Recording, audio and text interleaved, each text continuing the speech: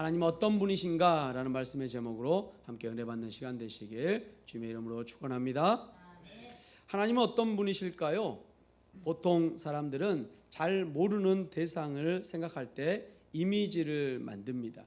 그리고 그 대상을 알아가면서 그 이미지를 조금씩 바꿔가죠. 하나님에 대한 것도 마찬가지입니다. 우리는 하나님에 대해서 보통 우리의 생각에서 출발을 하죠. 하나님은 어떤 분이실까라고 생각을 합니다. 그러면서 내가 믿는 하나님은 이런 분이시면 좋겠다라는 생각, 하나님에 대한 이미지를 갖고 하나님의 실제 모습을 차츰차츰 만들어 갑니다. 그래서 우리가 가지고 있는 하나님의 이미지는 중요합니다. 특히 첫인상이 중요하죠. 처음 하나님을 치료의 하나님으로 경험하면 그보다 더 크신 하나님을 인식하는 데 어려움이 있습니다. 왜냐하면 첫인상인 치료의 하나님이 너무 강하게 인식되어서 다음에 자신의 질병이 치료되지 않으면 하나님을 외면하고 돌아서기도 하기 때문이지요. 어떤 사람이 하나님을 믿음으로 말미암아 자신의 암이 치료됐다고 합시다. 그런데 다시 암이 재발하여 회복되지 못한다면 하나님의 살아계시지 않는다고 떠나가게 됩니다. 하나님께서는 우리의 모든 질병을 치료하시는 분이신 줄로 믿습니다. 하지만 그 하나님이 전부가 아니지요. 그보다 더 크신 하나님이 계십니다. 하나님께서 치료를 통해 인도하신 이유는 더 크신 하나님을 알고 만나가기 위함임을 기억하시길 바랍니다. 그렇다면 어떻게 더 크신 하나님을 알아갈 수 있을까요? 그래서 우리에게 하나님께서는 성경 말씀을 주셨습니다. 특별히 오늘 본문은 하나님이 어떤 분이신지를 잘 가르쳐 주고 있습니다. 오늘 본문의 말씀을 통해서 성경이 말씀하는 하나님을 마음판에 새기는 시간 되시길 주님의 이름으로 축원합니다. 67절 말씀 우리 함께 봉독합니다. 그 붙인 사가랴가 성령의 충만함을 받아 예언하여 이르되. 아멘. 사가랴에게 천사가 나타났을 때 불순종한 결과로 사가랴는 10개월 동안 말을 하지 못했죠. 사가랴가 말을 할 수 있게 되었을 때 가장 먼저 했던 것이 무엇입니까? 하나님을 찬송하는 일이었죠. 사가랴는 자신에게 일어난 일이 무엇인지 잘 알고 있었습니다. 그리고 성령 충만함을 받게 되지요. 세례 요한도 어머니 뱃속에서부터 성령 충만함을 받았고 그의 어머니 엘리사벳도 그러했고 이제 아버지 사가랴 또한 성령의 충만을 입어 예언적인 찬양을 하게 됩니다. 무엇보다 사가랴는 하나님이 어떤 분이신지를 찬양하게 됩니다. 그래서 본문을 사가랴의 노래 또는 사가랴의 창가라고 부릅니다. 사가랴는 10개월을 말을 못하고 지냈던 사람인데 아들 요한이 할례 받던 날에 입이 열렸습니다. 그런데 기적적으로 아들을 얻었음에도 불구하고 사가랴의 찬양은 아들을 얻게 된 것에 대한 감사 찬양이 아닙니다. 또한 10개월 만에 다시 말을 하게 된 치유의 기적을 찬양하는 찬양이 아니었어요. 평범한 찬양이 아니었죠. 이스라엘이라는 신앙 공동체 속에서 성취된 말씀의 역사를 찬양함으로 하나님의 실체를 보이는 계시의 찬양이었습니다. 하나님이 약속을 이루시고 메시아를 주신 것에 대한 찬양하는 것이었죠. 또 한 가지 이 메시아의 길을 예비할 선지자로 주신 것을 찬양하게 됩니다. 그 백성 가운데 행하심으로 자신을 드러내시는 하나님을 찬양합니다. 이렇게 하게 하시는 분은 성령 하나님이신 줄 믿습니다. 성령에 사로잡혀 충만해지면 하나님의 일을 말하게 됩니다. 사가랴의 찬양은 구약 시대를 종결하는 마지막 예언인 동시에 신약 시대를 여는 최초의 예언이었습니다. 구약에 기록된 약속의 말씀에 대한 메아리인 동시에 말씀의 성취와 함께 시작된 새 시대 감격과 환희가 담긴 성령의 노래인 것입니다. 먼저 사가랴는 하나님이 어떤 분이신지를 찬양합니다. 첫 번째, 하나님은 백성을 돌아보시는 속량하시는 분이십니다. 68절 말씀을 함께 봉독합니다.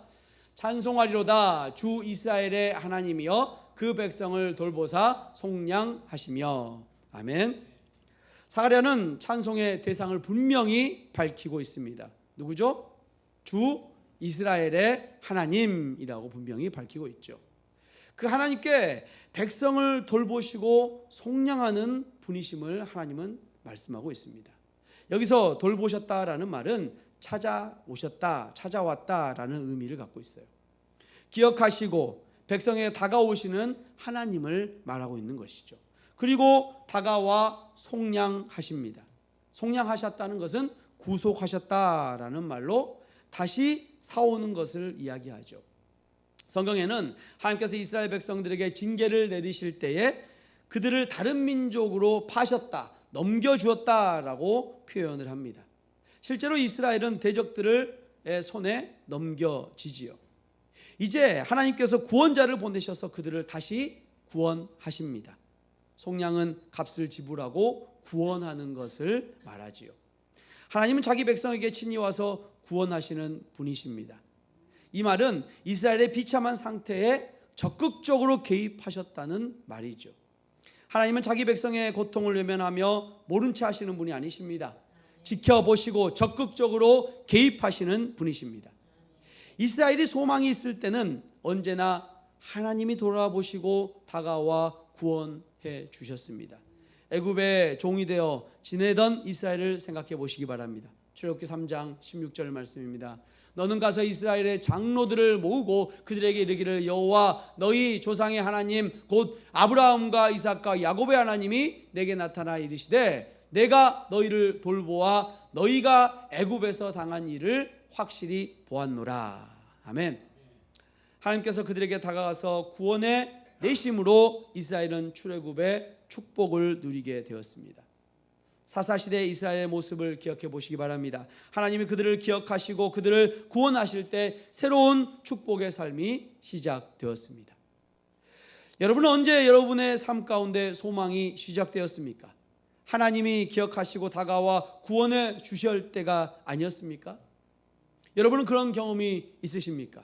사가랴처럼 찬양의 이유를 개인적으로 가지고 계십니까? 그런 것을 범사에 찾아 인정할 줄 아는 일상에서 하나님을 경험하는 성도의 삶이 되어야 될 줄로 믿습니다.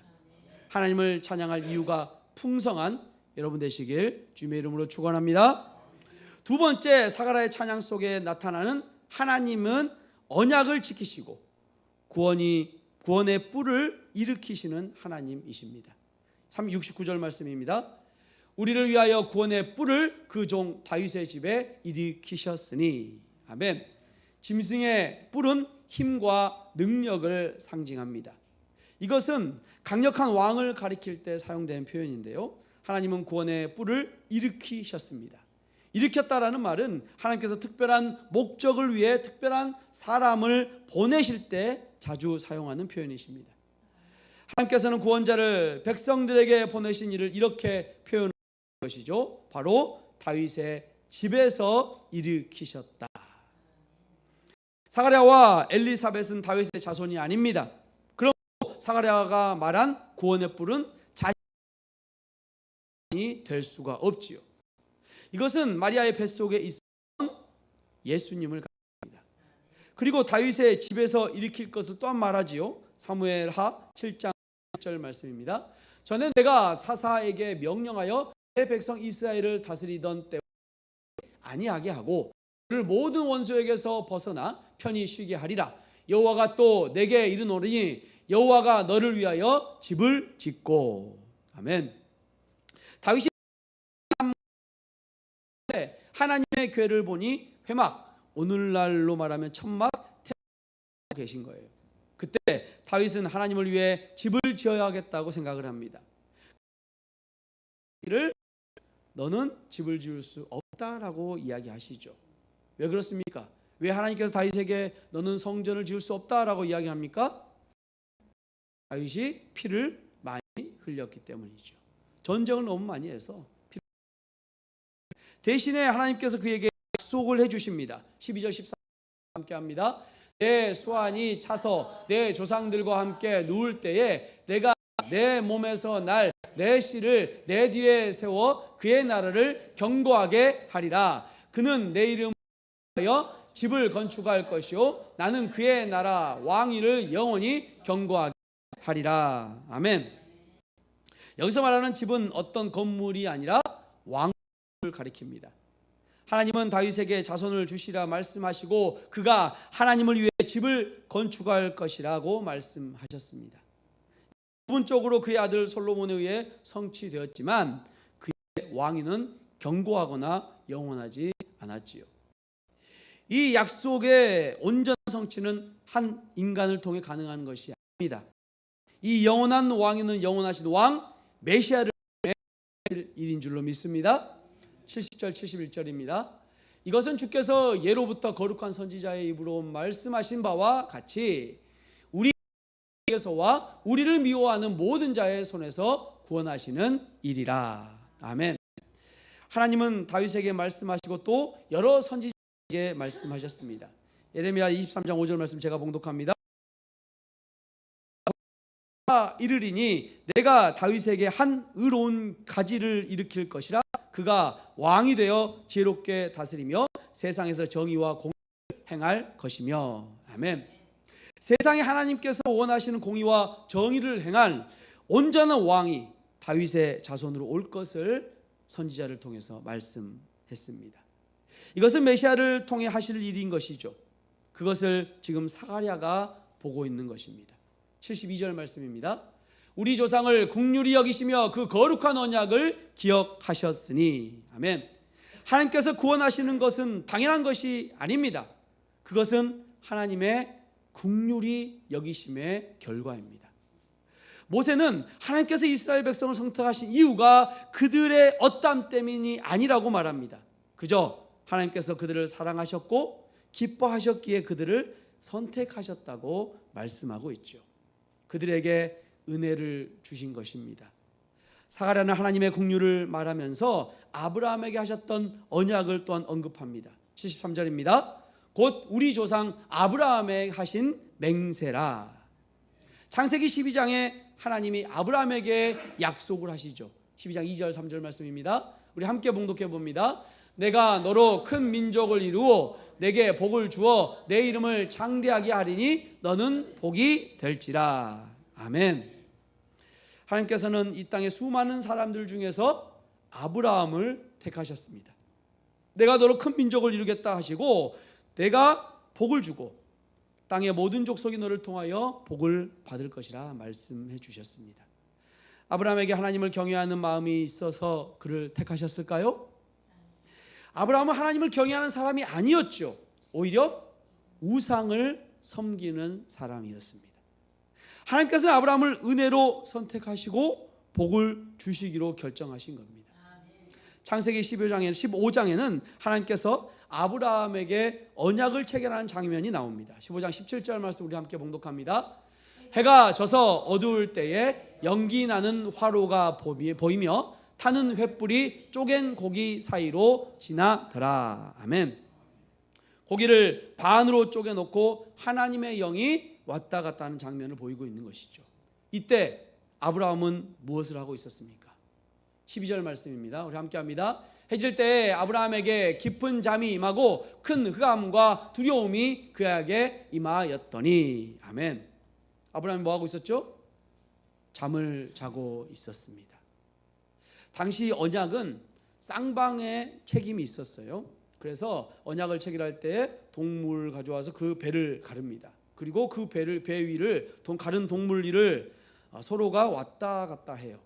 그 이유가 뭐냐면 이 언약을 어기면 이 동물과 같이 배를 갈라 죽으겠다, 죽음을 당하겠다라는 의미를 갖고 있어요. 그런데 지금 쪼개진 짐승 사이에 누가 왔다 갔다 하셨습니까? 여호와의 신 하나님께서 왔다 갔다 하셨죠. 아브라함 뭐 했죠? 자고 있었어요. 아브라함이 지나갔습니까? 그렇지 않았죠. 무슨 말입니까? 어떤 의미입니까? 아브라함 너가 설령 지나가지 않더라도, 너가 언약을 지키지 않더라도 하나님이 나는 반드시 지키시겠다라고 하신 거예요. 아브라함과 하나님 사이에 언약이 있었어요. 하나님께서 조건 없이 일하신다는 것을 보여주는 장면이 이 15장의 횃불 언약에 있는 것입니다. 아브라함 언약의 핵심은 땅, 자손, 복이었습니다. 그 약속은 조금씩 성취되었습니다. 그러나 온전히 성취된 적이 없지요. 하나님께서는 약속하신 땅을 온전히 차지한 적이 없습니다. 그것은 메시아가 왔을 때 성취될 약속이기 때문이죠. 사가랴는 하나님께서 아브라함과 하신 언약을 기억하셨고 그것을 성취하신다고 믿었습니다. 그것이 하나님의 긍휼이라고 말하고 있는 것이죠. 사랑하는 성도 여러분, 다윗의 집에서 일으키신 구원의 뿔은 곧 예수 그리스도를 말합니다. 예수 그리스도를 통한 하나님의 구원은 선지자를 통한 예언의 성취입니다. 다윗에게 하신 약속의 성취이죠. 하나님은 아브라함에게 하신 약속뿐만이 아니라 다윗에게 하신 약속도 기억하시는 하나님이십니다. 다시 말하면 모든 약속을 기억하시고 이루시는 분이 하나님이시다는 뜻입니다. 아멘. 하나님의 행동을 통해 하나님의 사랑과 긍휼을 펼쳐 가시는데 그 정점이 바로 십자가입니다. 십자가에서 돌아가시는 구원자 예수 그리스도이시죠. 자신을 내어줌으로 구원을 완성하시는 하나님, 바로 사가랴가 찬양하는 하나님의 모습입니다. 바로 구원의 뿔이지요. 그 구원의 뿔은 우리를 미워하는 모든 자들로부터 구원하는 것입니다. 우리를 미워하는 자는 사단이지요. 우리를 원수의 손에서 건지는 것입니다. 우리의 원수는 죄와 사망입니다. 이제 몇 달 후면 태어날 구원의 뿌리신 예수님은 이 모든 문제를 해결하실 메시아인 줄로 믿습니다. 이게 바로 사가랴가 보여주는 하나님의 실제의 모습입니다.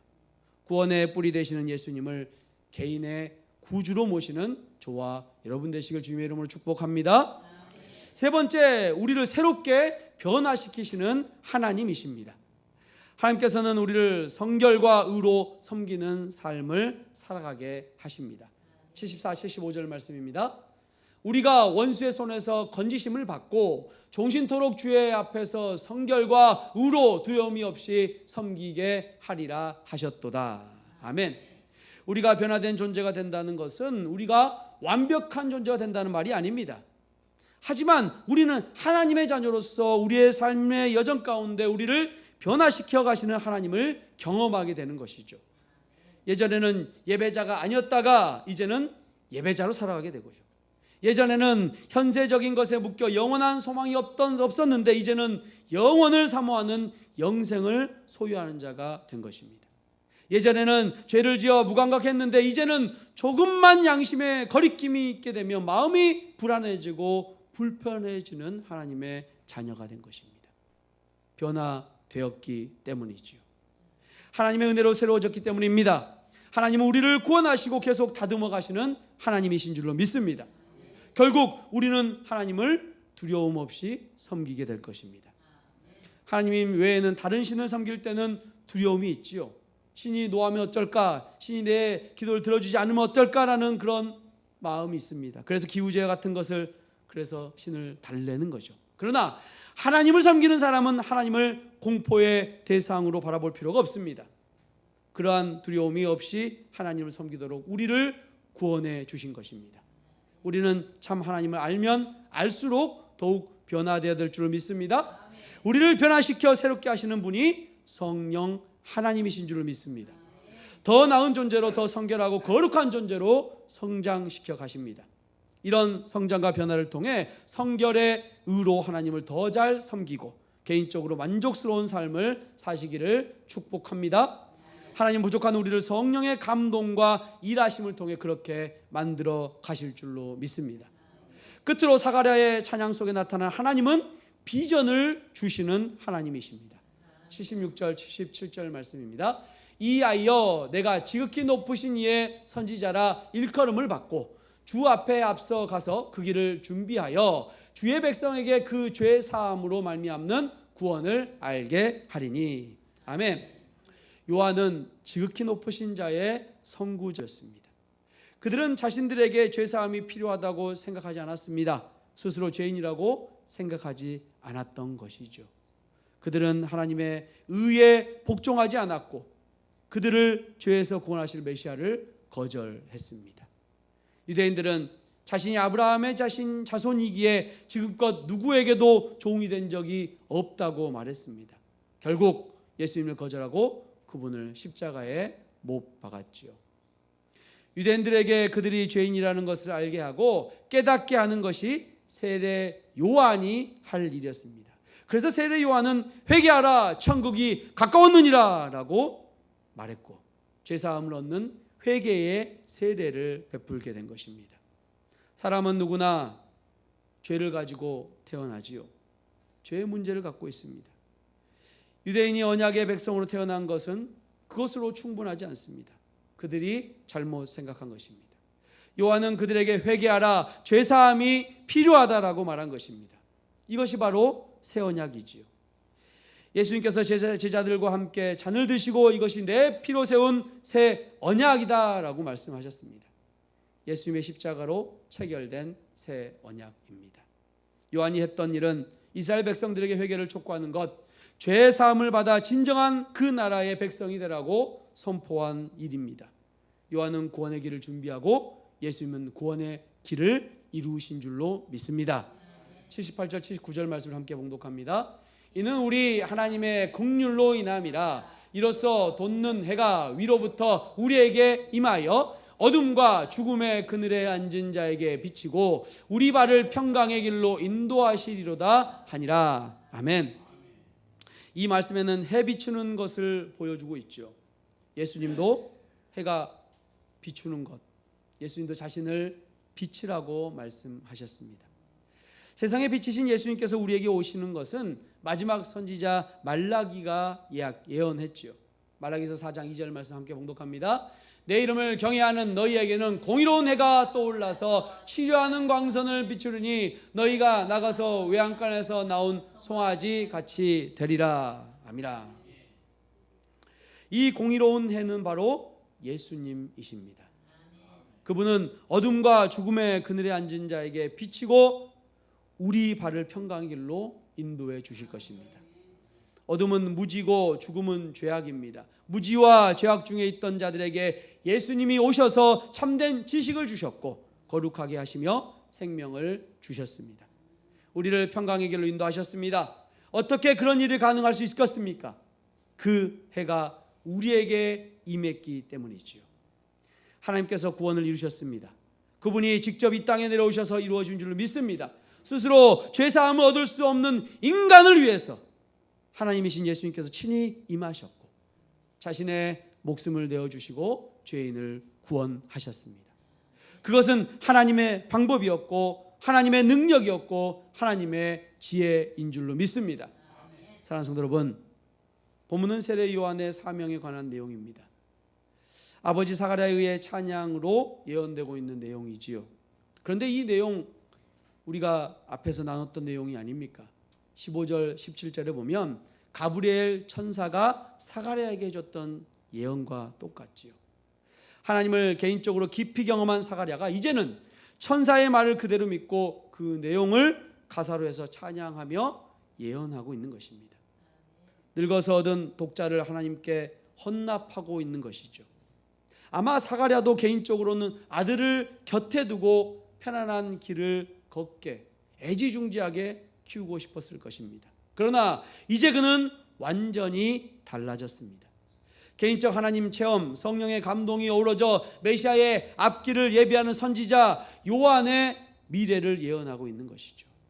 이제 겨우 태어난 지 8일 된 아들을 안고서요. 메시아의 구원 사역에 그 아들을 바치며 감격에 겨워 찬송을 드리고 있는 것입니다. 이게 예언과 약속의 말씀이 자기 삶 가운데 구체적으로 이루어졌을 때 그것을 경험한 사람의 모습입니다.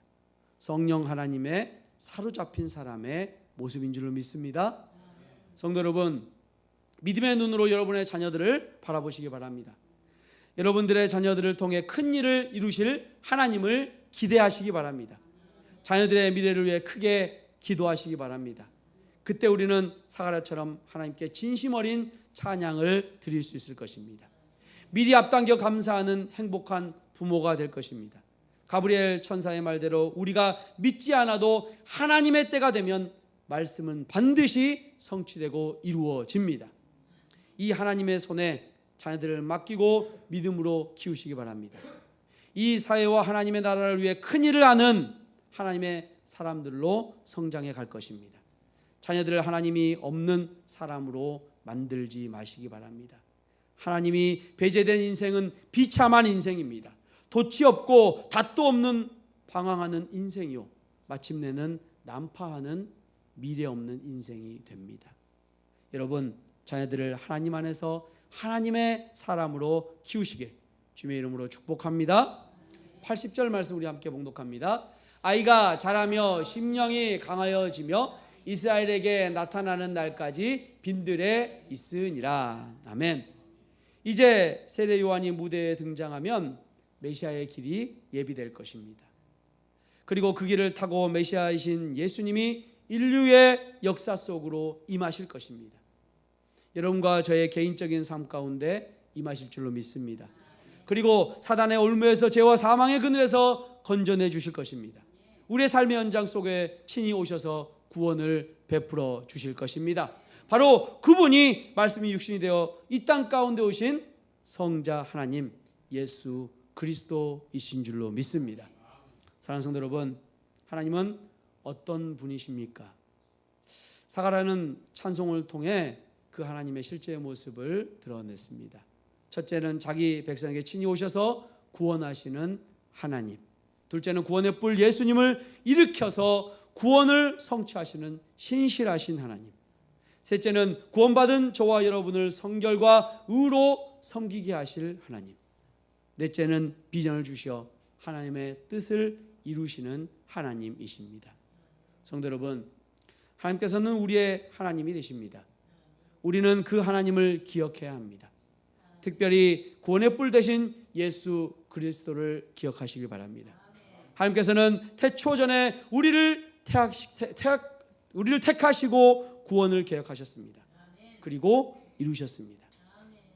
십자가를 지시고 부활하셨습니다. 그리고 지금 보좌 우편에서 우리를 위해 중보하고 계십니다. 무엇보다 우리와 언제나 함께 하시며 우리를 지키시는 분이십니다. 우리는 그 하나님을 잊지 않고 그 하나님을 부르짖으며 더욱 가까이 해야 할 줄로 믿습니다. 언제나 신실하신 주님을 바라보며 더욱 가까이 하는 주님의 은혜교회 성도님들 되시길 주님의 이름으로 축원합니다. 아멘. 우리 결단의 찬양으로 나아갑니다. 하나님은 너를 만드신 분.